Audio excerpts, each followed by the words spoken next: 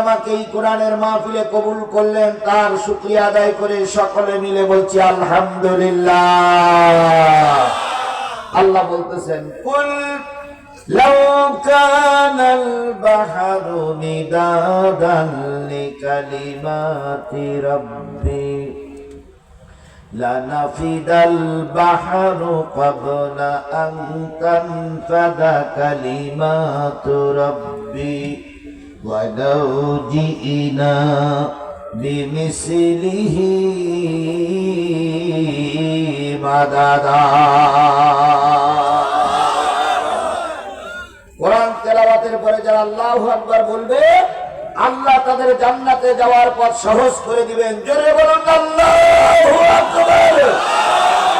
আরেকটু জোরে বলুন আল্লাহু আকবার। কুল লাউ কানাল বাহর, হে নবী আপনি বলে দিন, পৃথিবীতে যত সাগর আছে, পৃথিবীতে যত নদ নদী আছে, পৃথিবীতে যত খাল বিল আছে, পৃথিবীতে যত পুকুর পুষ্করণী আছে, সব খাল বিল নদী পুকুর পুষ্করণীর পানিগুলো যদি কালি হয়ে যায়, পৃথিবীতে যত দাঁড়ানো গাছ আছে, সব দাঁড়ানো গাছগুলো যদি কলম হয়ে যায়, আর পৃথিবীতে যত সমান্তরাল জমি আছে, সব জমিগুলো যদি সাদা কাগজ হয়ে যায়, দাঁড়ানো গাছ নামক কলম দিয়ে, সাগরের পানি নামক কালি দিয়ে, সমান্তরাল জমি নামক কাগজের উপরে তোমার রবের কথা লিখতে যদি শুরু করো, লিখতে লিখতে কখন জানি কলম ফুরায়ে যাবে, লিখতে লিখতে কখন জানি কাগজ শেষ হয়ে যাবে, লিখতে লিখতে কখন জানি কালিগুলো নিঃশেষ হয়ে যাবে। আর একটা কলম, আর একটা কাগজ, আর একটা সাগরের পানিও যদি নিয়ে এসো, সেগুলো ফুরায়ে যাবে, তবু তোমার রবের কথা লিখে শেষ করা যাবে না। বলুন তো সেই রবের নাম কি? আরেকটু জোরে বলেন, সেই রবের নাম কি? আল্লাহর নাম শোনার পর আলহামদুলিল্লাহ বলা প্রয়োজন আছে না নাই? কারোর জবান বন্ধ থাকবে না, সকলে মিলে বলছি আলহামদুলিল্লাহ।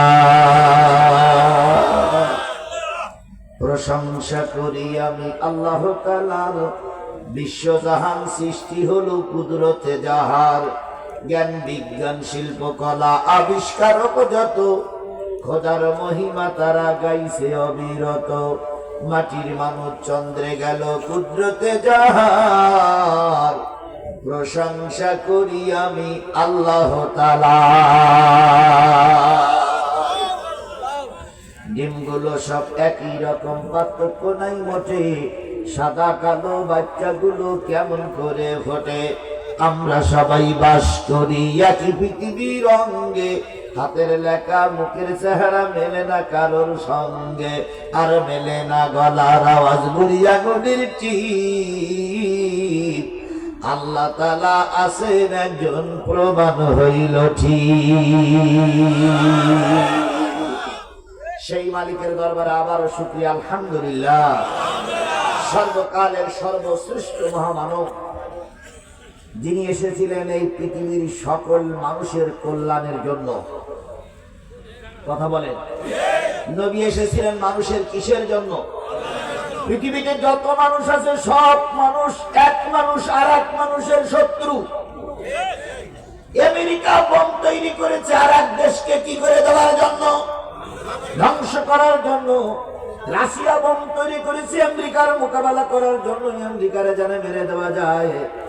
ভারত পারমাণবিক বোমা তৈরি করেছে যেন পাকিস্তানের নিঃশেষ করা যায়। পাকিস্তান পারমাণবিক বোমা তৈরি করেছে ভারতের যেন দমন করে রাখা যায়।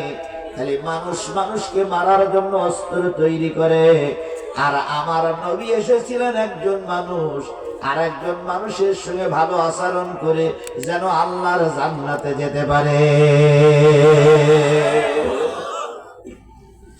পৃথিবীর সব মানুষ একজন আর একজনের কল্যাণ চায়, তাই চায় না? একজন আর একজনের কি চায়? আওয়ামী লীগ চায় বিএনপির কল্যাণ, বিএনপি চায় আওয়ামী লীগের কল্যাণ, কি বলেন বলেন বলেন, এখন কল্লা চাওয়াচাবি চলছে, কিন্তু একমাত্র শুধুমাত্র কেবলমাত্র নবী এসেছিলেন মানুষের কল্যাণের জন্য। কথা কি বাড়াই বললাম না ঠিক বললাম? আমাদের পার্শ্ববর্তী দেশ কি? ভারত। আমাদের দেশে সেই ওদের বড় না ছোট? অনেক বড়। তাহলে তুমি এত বড় দেশের প্রেসিডেন্ট মোদী সাহেব, তুমি তোমার দোষ দিয়ে থাকো, প্রায় বলে আমাদের চট্টগ্রাম দখল করে নেবে, তারপরে বলে দিনাজপুর দখল করে নেবে। তাহলে এদের টার্গেট হলে দেশ দখল করা। কথা বলেন কথা বলেন কথা বলেন। যদি ছোট একটা দেশ হতো সেটা আলাদা ব্যাপার, আবার বাংলাদেশের মতো ছোট দেশ হলে আলাদা ব্যাপার, কিন্তু বাংলাদেশের চাইতে কত গুণ বেশি বড় সেই দেশ, অথচ কথায় কথায় বলে দিনাজপুর দখল করবো, চট্টগ্রাম দখল করবো। মোদির বাচ্চা মোদি, এটা আওয়ামী লীগ সরকার নয়, এটা বর্তমান কেয়ারটেকার সরকার, ইসলামপন্থীদের বানানো সরকার। কথা বলে ঠিক না নাকি? তুমি আমাদের দেশ দখল করবো আর আমরা আগুন চলবো, শেষ শনিবার আমাদের কাছে পাল্টে গেছে। আমাদের দেশ দখল করতে আসলে আমাদের অস্ত্র নয়, কিন্তু আমাদের আছে বুক ভরা ইমান। ইমান দিয়ে রাস্তায় যদি নামি, মোদি তুমি ধুতির গিরে দেওয়ার সময় পাবা না।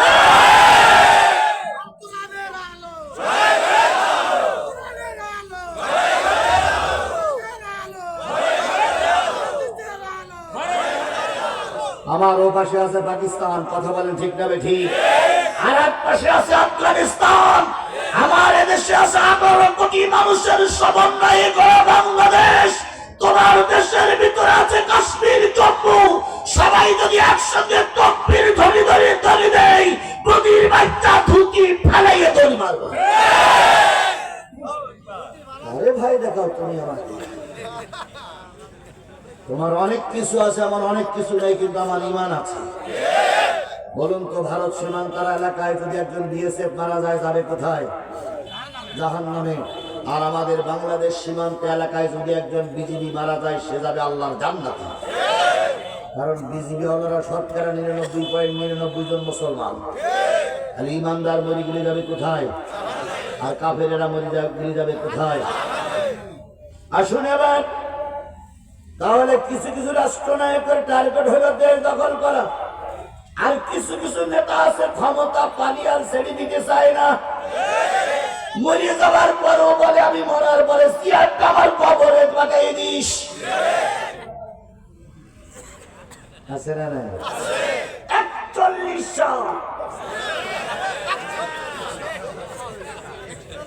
কত সাল? লোক ভোট দিয়ে কার নাই দেন? 41 সাল। আবার মাঝে মাঝে মুখ খুশি বলি ভাই 71 সাল। কি আশা! চেয়ারে বসেই বলে বাপে মারবো, পানি দিয়ে মারবো, আবার বলে চুবাইয়ে চুবাইয়ে মারবো। অথচ দুপুর বেলার বিরিয়ানি ভাত পা বলে নাই। বসেন না, আমার কথা বসেন না। আমরা দুপুর বেলার বিরিয়ানি ভাত। পুলিশের প্রধানের কাছে ফোন করতেছে, ময়দান দখল করার খবর কি? ম্যাডাম, লাশ অনেকগুলো পড়েছে, তাই ফেলাও, পাখির মতো পরিষ্কার করো, রাজাকারের বাচ্চারা যেন ময়দানে দাঁড়াতে না পারে। আর বাবু সিনকায় রান্না করার কি খবর? তাই ম্যাডাম বিরিয়ানি কেবল চাপাই দিছি। এদিকে পাখির মতন গুলি করে মারা হচ্ছে, আর ওদিকে বিরিয়ানি কেবল রান্না শুরু হয়েছে। কিছুক্ষণ পর ওয়াকারুজ্জামান এসে হাজির। কি ব্যাপার? ম্যাডাম লাইন খারাপ। কি হয়েছে? তারা শাহবাগে অবস্থান নিয়েছে, আজরাইল শাহবাগ পর্যন্ত গেছে। আর 45 মিনিট সময় যদি আপনি 45 মিনিটের ভিতরে যদি আপনি না বিমানে চড়েন, তো 45 মিনিট সময় যদি পায়, তাহলে ওরা এসে আপনার আলু হত্যা করে ফেলবে। আমার বিরিয়ানি, আমার বিরিয়ানি বিরানি তোর কপালে নাই। কথা বলেন, কথা বলেন, কথা বলেন। তাহলে কেউ চায় সিয়ার, কেউ চায় খাওয়া, কেউ চায় দেশ দখল। আর আমার নবী কি চাইছিলেন? আমার নবীর ভিতরে ঢুকি। আল্লাহর নবী এই পৃথিবীতে যখন আসলেন, নবীজি যে ঘরে আসবেন সেই ঘরের বর্ণনা আমেনা দিয়েছেন। আমেনা বর্ণনা করে বলেছেন, আমার জাতি, আমি নবীকে পেটে নিয়ে যে ঘরে শুয়ে থাকতাম, মাঝরাত্রিতে আমার ঘুম ভেঙে যেত। ঘুম থেকে জেগে দেখতাম তারা আর চাঁদ আকাশে খেলা করে বেড়াচ্ছে। তাহলে তারা আর চাঁদ থেকে কোথায়? আকাশে। আমেনা শুয়ে আছেন কোথায়? মাটিতে। তাহলে মাটিতে শুয়ে যদি তারা আর চাঁদের খেলা দেখা যায়, তাহলে বোঝা গেল ঘরে কি ছিল না? ছাউনি ছিল না, ছাদ ছিল না। ছাউনি বিহীন, ছাদ বিহীন একটা দুর্বল ঘরে বিশ্ব নবী আমেনার পেটে শুয়ে আছে। হযরত আমেনা বলেন, আমার জাতি, নবীকে নিয়ে ঘরে শুয়ে থাকতাম। উত্তর দিক থেকে একটা বাতাস আসলে পরে উত্তর দিকের বেড়াগুলো ভেঙে যেত। দক্ষিণ দিকের একটা বাতাস আসলে পরে দক্ষিণ দিকের বেড়াগুলো ভেঙে যেত। তাহলে বোঝা গেল নবী যে ঘরে আসবে সেই ঘরে বেড়া নাই, সেই ঘরে চাঁদ নাই। অথচ ওই ঘরের ভিতরে জন্ম নিলেন বিশ্বের সর্বশ্রেষ্ঠ মানুষটি। নবী যেদিন পৃথিবীতে আসলেন, ওই দিন রাত না দিন। সেই সময় রাত না দিন, রাত শেষ হয়ে যায়নি, দিন এখনো শুরু হয়নি, এখনো আধার রয়ে গেছে। পূর্ব দিগন্ত থেকে এখনো সূর্য উদয়, সূর্য উঁকি মারিনি। এমত অবস্থায় আল্লাহর নবী দুনিয়ায় আসার জন্য পথ চাইলেন। পথ দেওয়া হলো, নবীজি দুনিয়ায় আসবেন। সমস্ত এলাকায় আওয়াজ পৌঁছাই গেল, আমিনার কোল জুড়ে আব্দুল্লাহর একটা ফুটফুটে সন্তান আল্লাহ পাক দুনিয়ায় পাঠিয়ে দিয়েছে। গোটা মক্কায় আনন্দের সংবাদ পৌঁছে গেল। রাসূলের ফুফি আম্মা উম্মে হানি বাসায় ছিলেন না, একটু দূরের থেকে সংবাদ পাইলেন আব্দুল্লাহর বেটা মুহাম্মদ দুনিয়ার মুখ দেখেছে। উম্মে হানি চলে আসলেন, এসে দেখলেন ঘরটা বড় অন্ধকার অন্ধকার লাগে। উম্মে হানি জিজ্ঞেস করলেন, ভাবি, চাঁদের মতন একটা ফুটফুটে সন্তান এসেছে, তোমার ঘরে আলো নেই কেন? আমেনা ডাক দিয়ে বললেন, বোন, আলো জ্বালানোর মতন কোন তেল আমার ঘরে না। তাহলে নবী যে ঘরে জন্ম নিয়েছিলেন সেই ঘরে লণ্ঠন জ্বালানোর মতন কি ছিল না? তেল ছিল না। ঘরে কি ছিল না? ছাউনি ছিল না, বেড়া ছিল না। এমন ঘরে জন্ম নিয়েছিলেন বিশ্ব মানুষ, বিশ্ব মানবতার শ্রেষ্ঠ বন্ধু জনাবে মুহাম্মদ রাসূলুল্লাহ সাল্লাল্লাহু আলাইহি ওয়াসাল্লাম। তাই তো আল্লাহ পাক বলেছেন, ওয়া ইন্নাকা লাআলা খুলুকিন আযীম।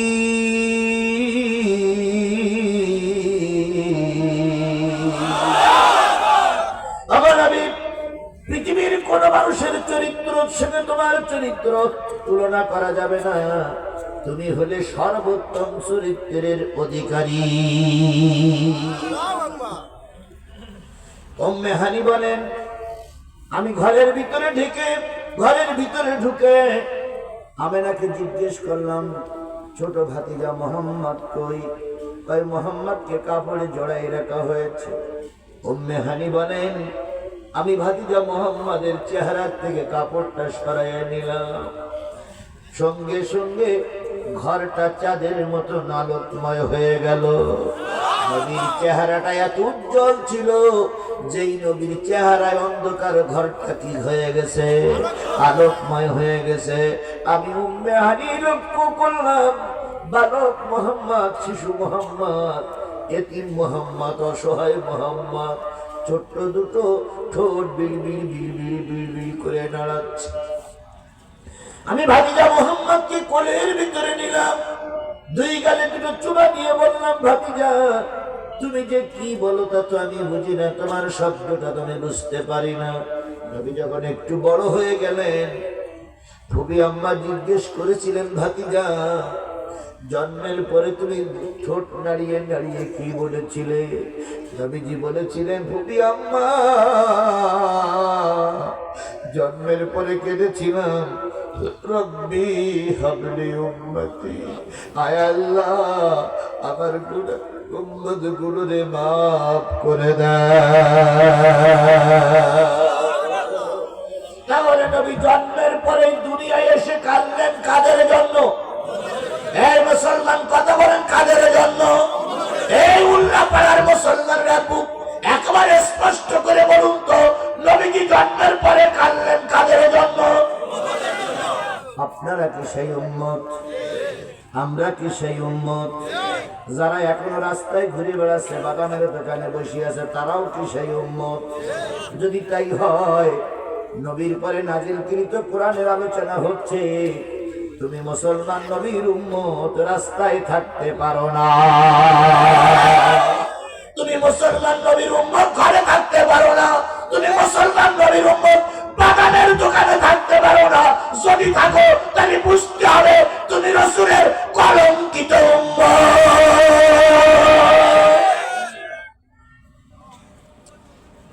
এখানে কি শেষ? আল্লাহ নবী উহুদের ময়দানে যুদ্ধ করলেন কাদের জন্য? আরো জোরে বলেন, কাদের জন্য? উম্মতের জন্য যুদ্ধ করতে গিয়ে নবীজি এই টুপি পরেছিলেন না লোহার টুপি পরেছিলেন? স্পষ্ট করে বলুন তো, তাবলীগীর ভাইরা, সরমনার ভাইরা, হেফাজতের ভাইরা, জামাতের ভাইরা, বিএনপির ভাইরা, আল্লাহ নবী উহুদের ময়দানে কাপড়ের টুপি পরা ছিল না, লোহার টুপি পরা ছিল? তাহলে তাই যদি হয়, তুমি রাসূলের উম্মত, দিন কায়েমের জন্য, এই দিনকে সমুন্নত রাখার জন্য মাঝে মাঝে তোমারও মাথায় লোহার টুপি পরা লাগবে। টুপি পরা যদি সুন্নত হয়, তাহলে লোহার টুপি পরাটা সুন্নত নয়? কথা বলেন না কেন? লোহার টুপি পরাটা সুন্নত নয়? কয়জন লোহার টুপি পরেছেন? মেসওয়াক করা সুন্নত জানি, মিষ্টি খাওয়া সুন্নত জানি, হাল চেটে খাওয়া সুন্নত জানি, দাড়ি রাখা সুন্নত এটাও জানি, জুব্বা পরা সুন্নত এটাও জানি, কিন্তু লোহার টুপি পরা যে সুন্নত এটা কি জানি না? জানি না? বাংলাদেশের 11 কোটি মুসলমান শপথ নিতে হবে দিন প্রতিষ্ঠার জন্য, দিনকে টিকায় রাখার জন্য। আগামী দিনে যদি এই টুপি খুলে লোহার টুপি পরা লাগে, লোহার টুপি পরে ময়দানে রাখবো, তবু আবু জেহেলের চামচাদের কাছে আমাদের দেশকে আর ইজারা দেব না, দেব না।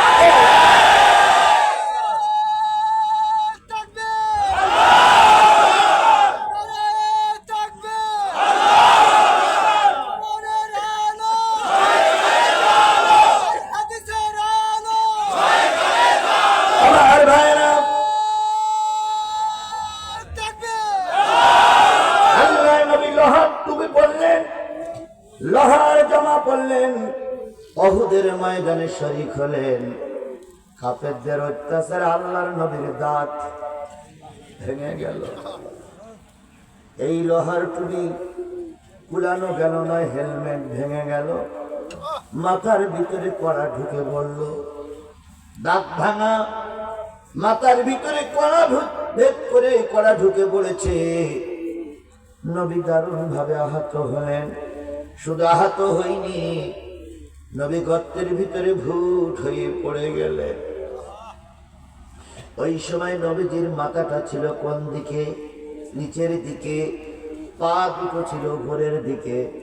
সাহাবীরা নিজেদের জীবন রক্ষা করার জন্য, কাফেরদের মোকাবেলা করার জন্য দিক বিদিক ছোটাছুটি করতেছিলেন। কারোর হাত নাই, কারোর পা নাই, কারোর চক্ষু নষ্ট হয়ে গেছে।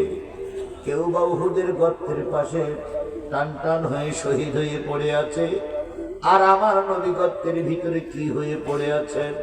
ভূত হয়ে পড়ে আছেন। নবীজি কাউকে ডাকবেন, কারণ সাহায্য নেবেন, কিছুই বলতে পারতেছেন না, শুধু পা দুটো নাড়াচ্ছিলেন ছোট মানুষের মতো। গর্তের ভিতর থেকে কেঁদে কেঁদে বলছিলেন, ফাতেমা, বাবার ডাকটা যদি কানে যায়, ফিরে ছুটে এসো রে মা, তোমার বাবা বুঝি আজকেই শহীদ হয়ে যাবে। ও আমার জাতি, ফাতেমা ছুটে আসলেন, সঙ্গে অন্যান্য সাহাবীরাও ছুটে আসলো। নবীকে যখন উঠানো হলো, নিচের দিকে মাথা, উপরের দিকে পা, আল্লাহর নবীর সমস্ত শরীর দিয়ে রক্ত ঝরতেছে। নবীকে যখন সোজা হয়ে বসানো হলো, তখনও কড়া ভিতরে ঢুকে আছে, বের করতে সাহস কেউ পাচ্ছে না। নবীজিকে যখন সামনে এনে বসানো হলো, দাঁত ভাঙা, মাথা ভাঙা, সমস্ত শরীরটা রক্তে জর্জরিত নবী সামনে এসে শোয়ানো হয়েছে 70টা উহুদের ময়দানের শহীদ লাশ। নবীজি দাঁড়িয়ে গেলেন। আবু বকর বলেন, ইয়া রাসূলুল্লাহ, দাঁড়াবেন না। নবীজি এবার বললেন, ও আল্লাহর বান্দারা, তোমরা 70 জন রক্ত দিয়েছো উহুদের ময়দানে, আমি তোমাদের কাছে ঋণী। ও আমার রব, 70 জন শহীদ হয়ে গেছে। আল্লাহর নবী 70 জন সহ আহত হয়েছিলেন। কি প্রতিষ্ঠার জন্য? আরেকটু জোরে বলেন, কি প্রতিষ্ঠার জন্য? আল্লাহর নবী যদি উহুদের ময়দানে 70 জন সাথী হারাতে পারে, নিজে আহত হতে পারে, প্রয়োজনে আমরা 170 জন সাথীকে আবারও হারাবো, তবুও বাতিলের কাছে এই দেশটারে ছেড়ে দেব না।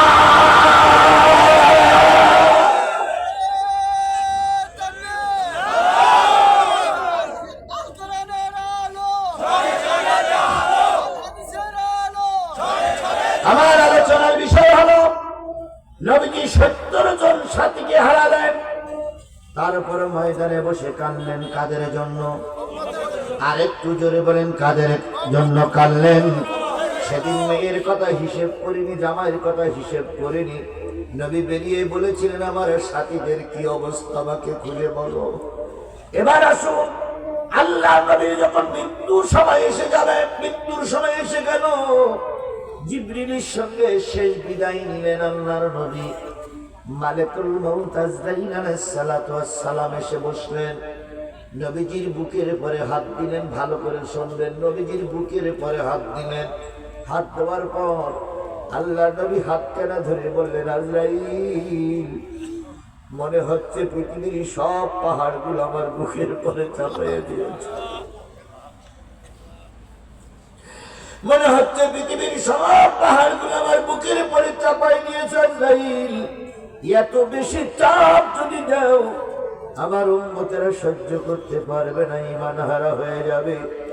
আমি ওয়াদা নিতে চাই, আমার উম্মতকে তুমি এত কষ্ট দিয়ে মৃত্যুর ঘনায় মৃত্যু দিবা না। আল্লাহ রাব্বুল আলামিন ডাক দিয়ে বলে, হাবিব, তোমার ডিউটি শেষ হয়ে গেছে, তুমি চলে এসো। আমি তোমার উম্মতের দায়িত্ব নিজে হাতে নিয়ে নিলাম। ও উল্লাপাড়ার মুসলমানেরা, বাড়ির মুসলমানেরা, দোকানের মুসলমানেরা, রাস্তার মুসলমানেরা, বলুন তো, আল্লাহ নবী মৃত্যুর সময় কাদের কথা চিন্তা করলেন? আপনারা কি সেই উম্মত? আমরা কি সেই উম্মত? খালি তাই যদি হয়, এই কোরআন নাযিল হয়েছিল কার উপরে? নবী মুহাম্মাদের উপরে। সেই কোরআনের আলোচনা চলছে, আর তুমি উম্মত হয়ে বাড়ি শুয়ে আছো। কিয়ামতের দিন আল্লাহর দরবারে মুখ দেখানো যাবে না রে জাতি। এই জন্য হয়তো 12টা পর্যন্ত কথা চলবে। অল্প কিছুক্ষণ সময় আমার হাতে আছে, হাতে ধরে বলি, পায়ে ধরে বলি, আল্লাহর বান্দা বান্দিরা, কোরআনের মাহফিলে বসো। হয়তো আজকের এই কোরআনের মাহফিল তোমার আর আমার নাজাতের জরিয়া হয়ে যেতে পারে। এবার আসুন, আল্লাহর নবী সাল্লাল্লাহু আলাইহি সাল্লাম কিয়ামতের দিন রোজে মহাশরের ময়দানে আল্লাহ যখন বড় আলিশান চেয়ারে বসে বিচার শুরু করবেন, বিচারের আগে আল্লাহ বলবেন আমার হাবিবকে আমার সামনে নিয়ে এসো। আমার হাবিব আমার সামনে না আসলে বিচার কার্য শুরু। জিবরিল চলে গেলেন কবরের পাশে, নেকাইল চলে গেলেন কবরের পাশে। যেই বলবি ইয়া রাসূলুল্লাহ আল্লাহর সালাম নিন, রোজে মাহশরের ময়দানে উঠুন। ইয়া হাবিবাল্লাহ আল্লাহর সালাম নিন, রোজে মাহশরের ময়দানে উঠুন। আল্লাহর নবীর কবরটা ভাগ হয়ে যাবে। নবীজি ডাইনে বামে পিছনে সামনে উত্তর দক্ষিণ পূর্ব পশ্চিম উঁচু নিচে সব জায়গায় তাকায় দেখবে একটা মানুষ রোজে মাহশরের ময়দানে নাই। আল্লাহ পাক নিজের চেয়ারে নিজেই বই একা একা বসে আছে। নবীজি আবার কবরে শুয়ে পড়বে। তখন আল্লাহ বলবে হাবিব কি হলো, আসো না কেন? নবী তখন বলবে আল্লাহ আমার গুনাহগার উম্মতগুলোরে সব জাহান্নামে ঢুকাই দিয়েছো, সবাইকে দোজখে ঢুকাই দিয়ে সর্বশেষ তুমি আমাকে রোজে মাহশরের ময়দানে ডেকেছো। আমি রোজে মাহশরের ময়দানে যাব না। আমার উম্মত যদি আমার সঙ্গে না থাকে আমি রোজে মাহশরের ময়দানে যাব না। আল্লাহ নিজেই তার কুদরতি চেয়ার থেকে নিচে নেমে এসে বলবে হাবিব ওহুদে মার খেয়েছো, বদরে রক্ত ঝরাইছো, তায়েফের ময়দানে জালেমেরা তোমাকে মেরে রক্তাক্ত করেছো, শিয়ানে আবু তালেবের 3.5 বছর জেল কেটেছো, মরণের সময় কেটেছো। গোটা 63 বছর জিন্দেগি ছিল কষ্টের জিন্দেগি। আমি আজকে আর তোমার চোখের পানি দেখতে চাই না হাবিব, আমার পাশে এসে বসো। যার জন্য তুমি সুপারিশ করবে আমি আল্লাহ তাকে মাফ করে জান্নাতে দিয়ে দেব। নবী আশ্বস্ত হয়ে আল্লাহর পাশে দিয়ে বলবেন উম্মতকে দেখে দেখে সুপারিশ করে করে কোথায় নিয়ে যাবে? আপনারা কি সেই রাসূলের সুপারিশ পেতে চান? আল্লাহর জান্নাতে কি আপনারা যেতে চান? তাহলে উল্লাপাড়ার মানুষদেরকে বলি ও আমার পাগলেরা ছুটে এসো কোরআনের ছায়া তলে। আল্লাহ রসুলের সুপারিশ করবে জান্নাতে যেতে হলে, আল্লাহর কোরআনের আলোচনা চলবে, এখান থেকে দূরে সরে থাকা যাবে না। তাহলে রসুল যেখানে আমাদের সুপারিশ করবে সেই রসুলের নাম শোনার পরে যদি কেউ দুরূদ শরীফ না পড়ে আল্লাহর ভাষায় রসুলের ভাষায় সে বড় কৃপণ ব্যক্তি। তাই আমরা রসুলের নামে দুরূদ আর সালাম দিয়ে শুরু করছি, কারোর জবান বন্ধ থাকবে না। সকলে মিলে বলছি সাল্লাল্লাহু আলাইহি ওয়াসাল্লাম। বলুন তো এই পৃথিবীর সর্বশ্রেষ্ঠ মালিক যিনি তার নাম কে? আরো জোরে বলেন আল্লাহর উপরে আর কেউ আছে? আল্লাহর উপরে আর কেউ হবে? আল্লাহ আল্লাহ। কুল হু আল্লাহু আহাদ আল্লাহুস সামাদ লাম ইয়ালিদ ওয়া লাম ইউলাদ। তাহলে আল্লাহ আল্লাহ। এবার বলুন তো পৃথিবীতে যত ধর্মগ্রন্থ আছে সবচেয়ে শ্রেষ্ঠ ধর্মগ্রন্থের নাম কি? আরো জোরে বলেন। পৃথিবীর সবচেয়ে শ্রেষ্ঠ ধর্মগ্রন্থের নাম হলো আল কোরআন। এবার বলুন তো এতক্ষণ যে বর্ণনা দিচ্ছিলাম পৃথিবীর সর্বশ্রেষ্ঠ মানুষটার নাম কি? মুহাম্মদুর রাসূলুল্লাহ সাল্লাল্লাহু আলাইহি সাল্লাম। আল্লাহ সর্বশ্রেষ্ঠ, কিতাব সর্বশ্রেষ্ঠ, নাজিল হলো সর্বশ্রেষ্ঠ নবীর উপরে এই কোরআন। এই কোরআনের আলোচনা যারা শুনতে বসেছেন যদি সাদা কাগজ থেকে কলম থেকে লিখে নেন আপনারাই হলেন পৃথিবীর সর্বশ্রেষ্ঠ উম্মত। আপনার চাইতে সর্বশ্রেষ্ঠ মানুষ এই সিরাজগঞ্জে এই মুহূর্তে আর কেউ নাই। আপনি কি সেই সর্বশ্রেষ্ঠ মানুষ হতে চান? হতে চান? এই দুইজন ব্যক্তি দুই পাশে বেরোলেন, আরেকজন উঠেছেন, এই তিনজন ব্যক্তি সর্বশ্রেষ্ঠ মানুষ হতে চায় না। এই জায়গায় তিনজন চলে যাচ্ছে, এই তিনজন ব্যক্তি চায় না যে আমাকে আল্লাহ সর্বশ্রেষ্ঠ মানুষ হিসাবে তার খাতায় নাম লিখাই দেখ। আমি কি আমার বাবার কথা বলেছি? বলার চিন্তা ভাবনা আছে? সেদিন বিএনপির এক নেতা বলেছে যে প্রতিদিন যদি জিয়াউর রহমানের নাম নেওয়া যায় তাহলে জান্নাতে যাওয়া যাবে। বলেছে না? আপনারা না শুনলে ইউটিউবে সার্চ করবেন। আমার প্রিয় ভাই মাওলানা রফিকুল ইসলাম প্রায় আধা ঘন্টার উপরে কথা বলেছেন। একবারও তিনি বলেছেন যে সাইদি সাহেবের নাম নিলে জান্নাতে যাওয়া যাবে? বলেছেন। বাংলাদেশ জামাত ইসলাম করলে জান্নাতে যাওয়া যাবে সেটা কি তিনি বলেছেন? না। তিনি বলেছেন যে কোরআন হাদিস মেনে চলে দিন কায়েমের পক্ষে থাকলে